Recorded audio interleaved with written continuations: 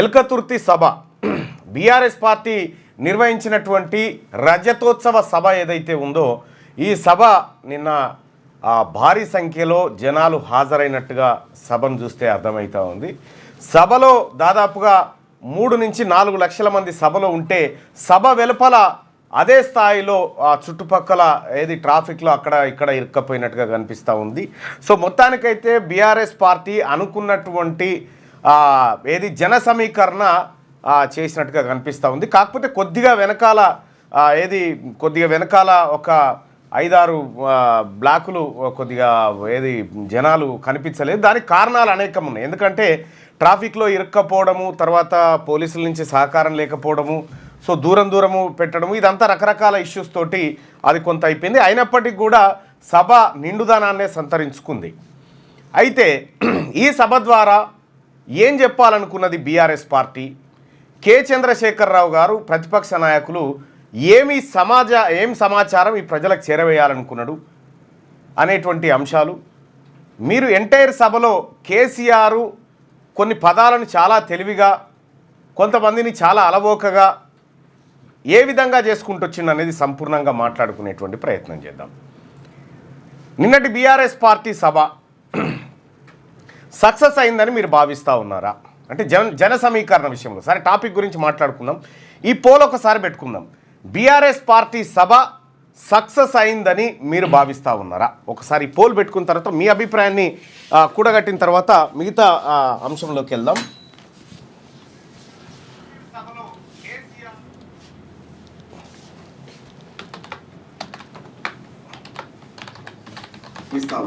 ఒకసారి పోల్ పెట్టుకున్న తర్వాత మీ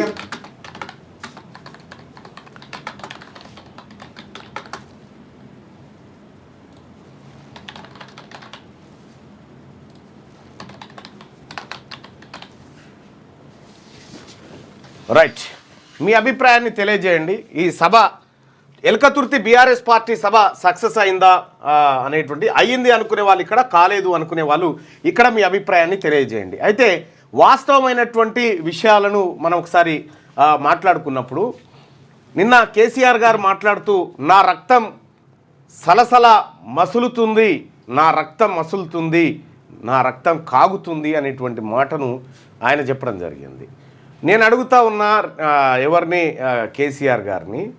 కేసీఆర్ గారు ఇవాళ బీఆర్ఎస్ పార్టీ రజతోత్సవ సభ లేకపోతే మీ రక్తం మసిలేదేనా? ఈ తెలంగాణ రాష్ట్రంలో కాంగ్రెస్ పార్టీ అధికారంలోకి వచ్చిన తర్వాత అన్ని వినాశనాలు జరుగుతూ ఉన్నాయి. కరెంట్ ఇస్తలేరు, చెరువులు నింపుతలేరు, నల్లా నీళ్ళు ఇస్తలేరు, ఆ తర్వాత ఇండ్లు ఇస్తలేరు, పెన్షన్లు పెంచలేదు, స్కూటీలు ఇవ్వలేదు, ఈ నిరుద్యోగ సమస్య అట్లాగే ఉంది. ఇటువంటి మాటలన్నీ మీరు చెప్పినారు.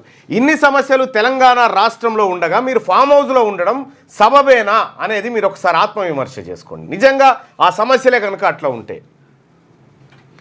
నిన్న కేసీఆర్ సభ పెట్టిన తర్వాత ఆయన సభా ప్రాంగణానికి వచ్చిండు. వచ్చి ఆయన ఒక్కడే సభలో మాట్లాడడం జరిగింది. ఇక్కడ నేను ఒక మాట చెప్తా ఉన్నా, మీకు 25వ సంవత్సరం వార్షికోత్సవం రజతోత్సవం 25వ రజతోత్సవం జరిగింది కదా. ఈ 25వ రజతోత్సవం మొదటి రజతోత్సవానికి ఒకసారి పోదాం.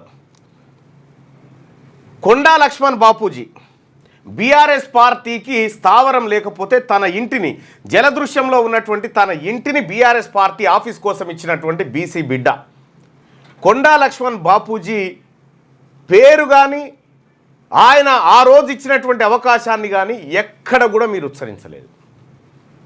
తెలంగాణ రాష్ట్రమే ఊపిరిగా బతికినటువంటి, ప్రత్యేక రాష్ట్రమే ఊపిరిగా బతికినటువంటి తెలంగాణ జాతిపిత ప్రొఫెసర్ జయశంకర్ సారు పేరును కూడా మీరు ఎక్కడ చర్చకు పెట్టలేదు. తెలంగాణ రాష్ట్రం కోసం మరీ ముఖ్యంగా కేసీఆర్ను అత్యంత గొప్ప నాయకుడిగా తీర్చిదిద్దేటువంటి క్రమంలో, ఈ ఉద్యమానికి సారథి అనేటువంటి క్రమంలో బలిదానాలు చేసినటువంటి శ్రీకాంతాచారి పేరు మీద ఎక్కడ తలుచుకోలేదు. ఇదే ఉద్యమం కోసం మొత్తం జీవితాలను త్యాగం చేసినటువంటి అమరవీరుల బొమ్మ పెట్టినాం, దాని మీద పూలు చల్లినాం. కానీ ఇవాళ నీ పార్టీ ఏదైతే ఉద్యమకారుల పునాదుల మీద నిర్మితమైందో ఆ పార్టీని ఊపిరిగా పైకి తీసుకొచ్చినటువంటి ఉద్యమకారులు ఎవరు కూడా ఇవాళ నీ పక్కకు చాలా తక్కువలో ఉన్నారు. మరి ఇక్కడ మా బీసీ బిడ్డలను నువ్వు తలుసుకోకపోతివి. ఈ తెలంగాణ కోసం పోరాడినటువంటి కొండా లక్ష్మణ్ బాపూజీ యాదికి రాలే, జయశంకర్ సార్ యాదికి రాలే, మా బెల్లి లలితక్క యాదికి రాలే, మా సాంబశివుడు యాదికి రాలే, మా కోనపూర్ రాములు యాదికి రాలే, మా మారోజు వీరన్న యాదికి రాలే. మీకు ఎవరు యాదికి వచ్చిర్రు? కేవలం కేసీఆర్ మాత్రమే యాదికి వచ్చిండు. నేనున్నప్పుడు ఏం చేసినా ఇప్పుడు ఏం జరుగుతుందనేటువంటి మాట చెప్పారు. ఎస్, వాస్తవానికి కేసీఆర్ గారు ఇప్పుడు మీరున్నా కూడా గుడ్లు తెలిసేదే, ఇంతకంటే బెటర్ గేమ్ ఉండకపోయేది. ఫుట్బాల్ బుడ్డి ఎప్పుడో తేలింది. తేలిన టైంకు నువ్వు తప్పించుకున్నావు అంతే. రెండో విషయం ఏంటంటే, ఇక్కడ ఈ తెలంగాణ రాష్ట్రం కాంగ్రెస్ పార్టీకి అధికారం పోయిన తర్వాత ప్రతిపక్ష నాయకుడిగా బాధ్యతలు నిర్వహించడంలో పూర్తిగా విఫలమైన సభ సక్సెస్ కాదంటలేం. సభ సక్సెస్.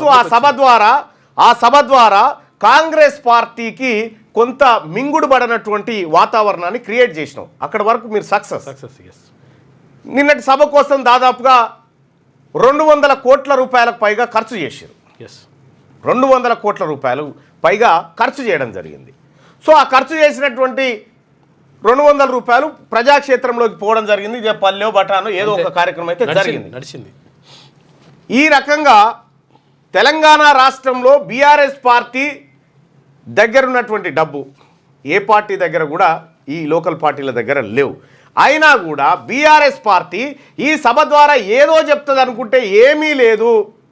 కేసీఆర్ ఇంట్లో పోషమ్మ పండుగ లెక్క అయిపోయింది. ఇక నేను బయలుదేరుతా అనేటువంటి మాట చెప్పిండు. మీరు బయలుదేరారన్న విషయం అందరికీ తెలుసు. కేవలం క్యాడర్ని ఉత్సాహపరచడం కోసం, క్యాడర్ని సంతృప్తిపరచడం కోసం, క్యాడర్ని మళ్ళా ప్రజాక్షేత్రంలో తిరగడం కోసం ఈ కార్యక్రమాన్ని కొంత యూటిలైజ్ చేశారు. భారీ స్థాయిలో ఏర్పాట్లు కూడా అట్లనే ఉన్నాయి. దాదాపు 200 కోట్లు ఖర్చు అంటే మామూలు విషయం కాదు. అడగోలుగా ఖర్చు చేశారు. అనేకమైనటువంటి ప్రచార మాధ్యమాలను వాడుకున్నారు. అయినప్పటికి కూడా మరి బీఆర్ఎస్ పార్టీ అవసరం తెలంగాణ రాష్ట్రానికి ఉందా? ఈ బీసీలను ఇప్పుడు నీకు కడుపు సలసల మసులుతా ఉంది కదా, బీసీల రిజర్వేషన్ 33 నుంచి 23కు తీసుకొచ్చినావు చూడు. మా బీసీల కడుపు కూడా సలసల మసులుతా ఉంది బీఆర్ఎస్ పార్టీ అంటే మీరంటే. బీసీలకు అన్ని రంగాల్లో అన్యాయం చేసినటువంటి మీరు ఈడబ్ల్యూఎస్ రిజర్వేషన్కు జెండా ఊపి తెలంగాణ రాష్ట్రంలో 10% లేనటువంటి వాళ్లకు 10% రిజర్వేషన్ తీసుకొచ్చి బీసీ, ఎస్సీ, ఎస్టీ మైనారిటీల నోట్లో మన్నుగొట్టిన మిమ్మల్ని చూస్తే మా బీసీలకు, మా నిమ్న వర్గాల ప్రజలకు కడుపు సలసల మసులుతా ఉంది. నిజంగా వాస్తవానికి మీరు మాట్లాడినటువంటి మాటలకు మీరు ప్రతిపక్షంలో ఉన్నారు. నేను పూర్తి స్థాయిలో మేము ఇదేం మాట్లాడదలుచుకోలేదు, ఎందుకంటే ప్రతిపక్షంలో ఉన్నారు కాబట్టి. అధికార పక్షం గురించి నేను ఎక్కువే మాట్లాడాలి. కేసీఆర్ గారు మాట్లాడుతూ ఉంటే మాట్లాడినటువంటి మాటలకు కనీసం కౌంటర్ ఇవ్వడానికి కూడా ఈ మంత్రులకు అంత స్థాయి కూడా సరిపోలేదు. పరిస్థితి లేదు. ఈ కౌంటర్ గాంధీభవన్ గేట్లు దాటి బయటకు వచ్చే పరిస్థితి లేదు. అంటే ఈ మంత్రులకు అది సరిపోలే. ఇక రెండో విషయం ఏంటంటే, కేసీఆర్ గారి సభలో నిన్న రేవంత్ రెడ్డి అనే పేరు రాలే. అబ్జర్వ్ చేసిరా మీరు? అంటే రేవంత్ రెడ్డిని చాలా చిన్న మనిషిగా ట్రీట్ చేసిండు నిన్న కేసీఆర్. ఇది సహజంగానే రేవంత్ రెడ్డి గారికి కొద్దిగా జీర్ణంగా అన్నటువంటి అంశం. ముఖ్యమంత్రిగా నేను ముఖ్యమంత్రి అనేటువంటి విషయాన్ని ప్రతిపక్ష నాయకుడే గుర్తిస్తలేడు అనేటువంటి ఒక భావన కలిగింది. అంతో ఇంతో పేరు తీసిండంటే బట్టి విక్రమార్క పేరు తీసిండు తప్ప రేవంత్ రెడ్డి పేరు కానీ ఒక్క మంత్రి పేరు కానీ ఆయన ఉచ్చరించలే. పైగా ఏఐసిసి నాయకులను రాహుల్ గాంధీ గారిని, సోనియా గాంధీ గారిని, ప్రియాంక గాంధీ గారిని వాళ్ళని విమర్శించడు తప్ప ఈ రేవంత్ రెడ్డి గారిని అసలు కూడా పట్టించుకోలే. ఈ సహజంగానే రేవంత్ రెడ్డి గారు ఎక్స్పెక్ట్ చేసి ఉంటాడు చాలాసార్లు, ప్రతిపక్ష నాయకుడు నా గురించి మాట్లాడితే బాగుండు అని చెప్పి. కానీ ప్రతిపక్ష నాయకుడు ఎన్నడూ కూడా ఈయన గురించి టాపిక్ తీసుకురాలే. ఈయనని ఇట్లా ఏది గంజిలో ఈగలాగా తీసి అవతల పారేసాను. ఇక ఈ సభ గురించి మాట్లాడాల్సినటువంటి మంత్రులకు అది సరిపోతలేదు. ఆ స్థాయిలో సబ్జెక్టు కూడా వీళ్ళ దగ్గర లేదు. వాస్తవానికి కేసీఆర్ గారు తన పునాదులను ఎట్లయితే మర్చిపోయిండో, రేవంత్ రెడ్డి గారు అధికారంలోకి రావడానికి వచ్చినటువంటి ఏది పునాదులు ఏవైతే ఉన్నాయో వాటిని మర్చిపోయి ఈయన యాక్ట్ చేసాడు. కాబట్టి ఇద్దరికీ పెద్దగా తేడా ఏం లేదు. కాకపోతే ఇప్పుడు వచ్చిన బాధ ఏంటంటే ఇంత పెద్ద సభ పెడితే కనీసం నా పేరన్న మాట్లాడా అనేటువంటి బాధలో రేవంత్ రెడ్డి గారు ఖచ్చితంగా ఉంటారు. ఎందుకంటే ముఖ్యమంత్రి గారి గురించి, ముఖ్యమంత్రి పాలసీల గురించి మాట్లాడితే అది కొద్దిగా చర్చ అయ్యేది. కానీ ఇప్పుడు రేవంత్ రెడ్డి గారు ఏమని ప్రెస్ మీట్ పెట్టాలి? ఇప్పుడు పెట్టడానికి ఛాన్స్ కూడా లేదు. రేవంత్ రెడ్డి గారు ఇప్పుడు మాట్లాడితే రేవంత్ రెడ్డి గారు పరమైపోతుంది. ప్రభుత్వాన్ని అన్న దాని మీద మాట పెట్టాలి, ప్రభుత్వాన్ని అన్న దాని మీద పెట్టాలి. కానీ ఇప్పుడు రేవంత్ రెడ్డి గారి దమ్ము కూడా సరిపోదు ఈ కౌంటర్కి. ఎందుకంటే ఆయన పాలక పక్షంలో, ప్రతిపక్షంలో ఉన్నప్పుడు కొంతవరకు ఆ వేడి సరిపోయేది. కానీ ఇప్పుడు పాలక పక్షంలో ఉన్నాడు కాబట్టి అంతా మూసుకోవాల్సినటువంటి పరిస్థితి. ఎస్, బీఆర్ఎస్ పార్టీ సభ, ఆ సభకు పర్మిషన్ల విషయం కాడి నుంచి మొదలు పెడితే చివరి క్షణం వరకు కొంత ప్రయత్నాలు అయితే ప్రభుత్వ పక్షం నుంచి చేశారు. బీఆర్ఎస్ పార్టీని, కేసీఆర్ పరిపాలనను, అందులో జరిగినటువంటి లోపాలను ఎత్తి చూపడానికి ఎన్డీఎస్ఏ నివేదికను ఆగమేఘాల మీద పత్రికలకు ఎక్కించారు. నిన్నటికి నిన్న కాళేశ్వరంలో జరిగినటువంటి అవినీతి అంటూ ఈఎన్సీ హరిరామ్ నాయక్ను ఏసీబీ అరెస్ట్ చేసి లోపలికి పోయి ఈ కార్యక్రమాలన్నీ ఏంటంటే ఆ సభను కొద్దిగా చిన్నగా చూపించి చేయాలనేటువంటి కార్యక్రమం చేశారు. కానీ విషయం ఏంటంటే కేసీఆర్ గారు ఆయన ఇంట్లో పోషమ్మ పండుగ చేసుకుంటే ఆ పోషమ్మ పండుగ మమ్మల్ని పిలవలేదు, మా గురించి మాట్లాడలేదు అనేటువంటి పరిస్థితి ఉంది. వాస్తవానికి కేసీఆర్కు కౌంటర్ ఇచ్చే సత్తా, కౌంటర్గా మాట్లాడేటువంటి దమ్ము ఇప్పుడున్నటువంటి అసలు వీళ్ళని మంత్రులుగా కూడా చూస్తలేడు ఆయన. విషయం ఏంటంటే వీళ్ళని మంత్రులుగా చూస్తలేడు, ఆయన ముఖ్యమంత్రిగా చూస్తలేడు. ఈ రకంగా వాళ్ళది ఉంది. ఇక కాంగ్రెస్ పార్టీ రకరకాల ప్రయత్నాలు చేస్తూ ఉంటే నిన్న మొన్న మీరు చూసిరు ఒక ఫోటో, నేను కూడా స్టేటస్ పెట్టిన ఫోటో. రాహుల్ గాంధీ గారు హైదరాబాద్కు వస్తే రేవంత్ రెడ్డి గారి పరిస్థితి ఎంత ఘోరాతి ఘోరమైనటువంటి పరిస్థితి ఉందంటే అసలు ఈ రేవంత్ రెడ్డి గారిని ఈయన మొత్తమే పట్టించుకున్నట్టుగా ఈయన ఎంత నవ్వుతూ ఎంత ప్రయత్నం చేసినా రాహుల్ గాంధీ గారి నుంచి ఉలుకు పలుకు లేకుండా పోయింది. సో అట్లా ఇగో రేవంత్ రెడ్డి గారు వెల్కమ్ సార్ అంటే రాహుల్ గాంధీ గారు మంచిది అన్నట్టు అసలు ఏమాత్రం చలనం లేకుండా ఆయన నవ్వును, ఆయన వ్యవహారాన్ని ఏది పట్టించుకోకుండా, సో ఏదో తేడానైతే స్పష్టంగా కనిపించింది.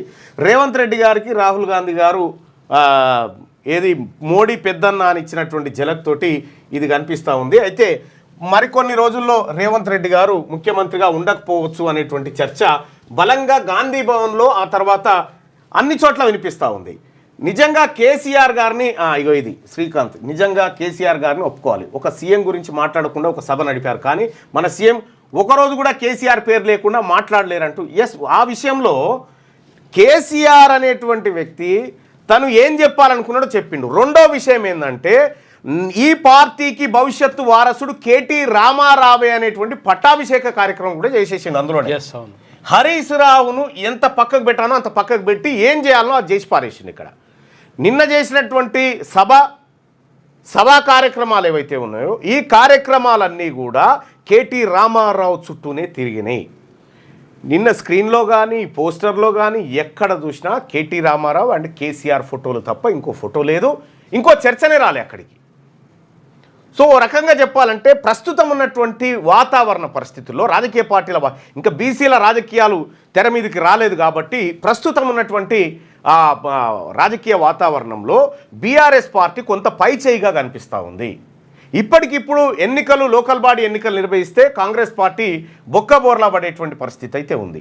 ఇంకొక విషయం ఏంటంటే రాజీవ్ యువ వికాసమో ఏదో పథకం తెచ్చారు కదా, ఆ పథకం కాంగ్రెస్ పార్టీకి మరణ శాసనం అవుతుంది. మీరు చూడుర్రి, ఆ పథకం కాంగ్రెస్ పార్టీకి మరణ శాసనం అయి కూర్చుంటుంది రేపటి లోకల్ బాడీ ఎన్నికల నాటికి.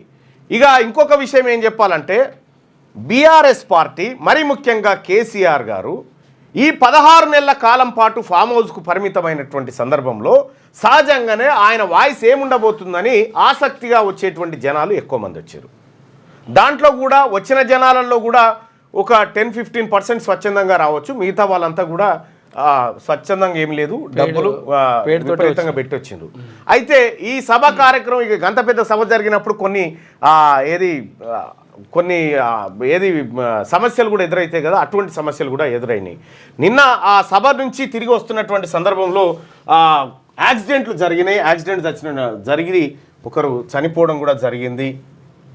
సో అది రాత్రి యాక్సిడెంట్ అయ్యి 2 ప్రాణాలు. దయచేసి 18 సంవత్సరాల పైన ఉన్న వాళ్ళు మాత్రమే ఈ వీడియోని చూడండి. ఇందులో కొన్ని బూతులు మాట్లాడడం జరిగింది. వాళ్ళు ఆ బూతులను దయచేసి ఇష్టపడని వారు వినవద్దు, ఎందుకంటే ఇప్పుడు నేను సెన్సార్ చేసేటువంటి పరిస్థితిలో లేదు. కర్ణాటకలో నుంచి అక్కడి నుంచి మొత్తం బండ్లు తీసుకొచ్చి నీ సంపి పారదేంగడు ఇద్దరు నీ లాంజోడుకు ఆడు గోదలు చచ్చిపోతున్నాయి. ఇది నీ చచ్చిపోయారు ఇద్దరు, నీ ఇద్దరు వచ్చి స్మార్ట్. నిన్న సభ కాడ జరిగినటువంటి సభ అయిపోయిన తర్వాత జరిగినటువంటి పరిణామాలు చాలా చాలా క్రూరంగా కనిపించినాయి. అయితే సభ కోసం అనేక రకాల వాహనాలను, అనేక రకాల ప్రైవేట్ ట్రావెల్స్ను, ఆర్టీసీని, అన్ని రకాల వాహనాలను నిన్న వినియోగించడం జరిగింది. అయితే సభ విషయంలో, సభ జన సమీకరణ విషయంలో పార్టీ సక్సెస్ అయినప్పటికీ కూడా సో ఈ ప్రజలకు బలమైనటువంటి సంకేతాన్ని ఇచ్చినట్టుగా కనిపించలేదు. మీ పిల్లలు ఐఐటి, ఎంసెట్ లాంటి కాంపిటేటివ్ ఎగ్జామ్స్ కి ప్రిపేర్ అవుతున్నారా? జాబ్స్ కోసం చేసే ప్రయత్నంలో విఫలమవుతున్నారా?